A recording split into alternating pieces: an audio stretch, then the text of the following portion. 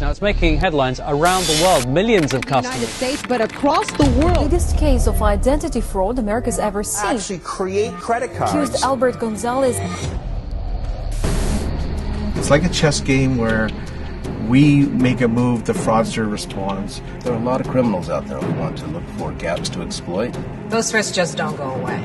So security has to be among one of our top concerns.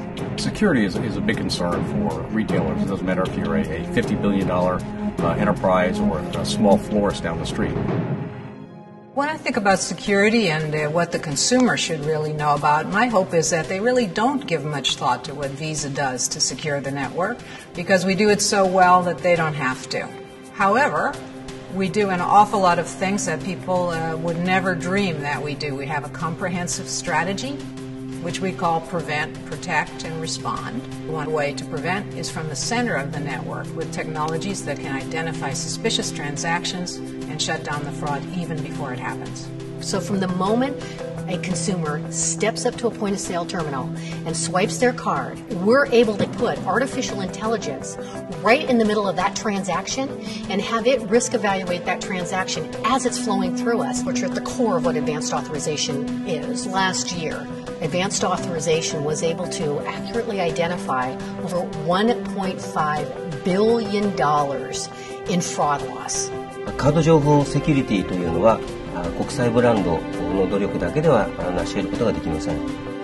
In my mind, it's a shared responsibility, shared by all participants, whether that's the brands, whether it's the issuer, the acquirer, the merchant, or even the cardholder. And Visa has to play a very large role in that and play a leadership role in terms of collaboration, in terms of coordination, providing the right tools, providing the right education and awareness. There's so many opportunities for us to be the leader, and I believe Visa does make the right investments to do that. I think Visa has done a really good job as far as collaborating. There's a lot of commonality between what both the National Retail Federation believes and what Visa believes. At the end of the day, we're all here to protect the consumer. I can't tell you what the future is going to look like in terms of what types of access devices are we going to have.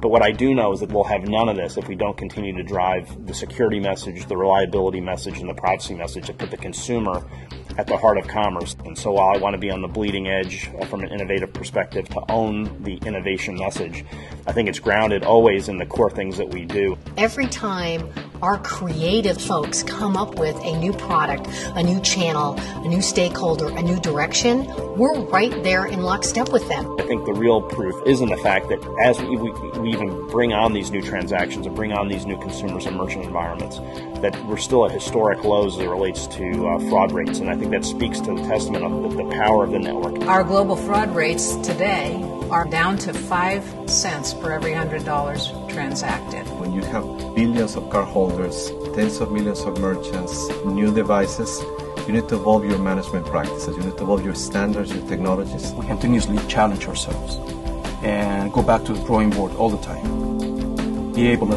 deliver to our customer the promise that they will have a safe and easy experience every time.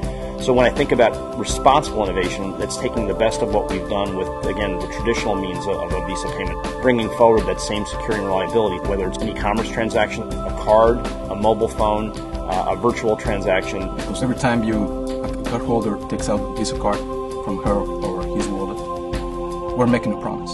Those of us who work in fraud risk management, we deem ourselves as custodians of that promise.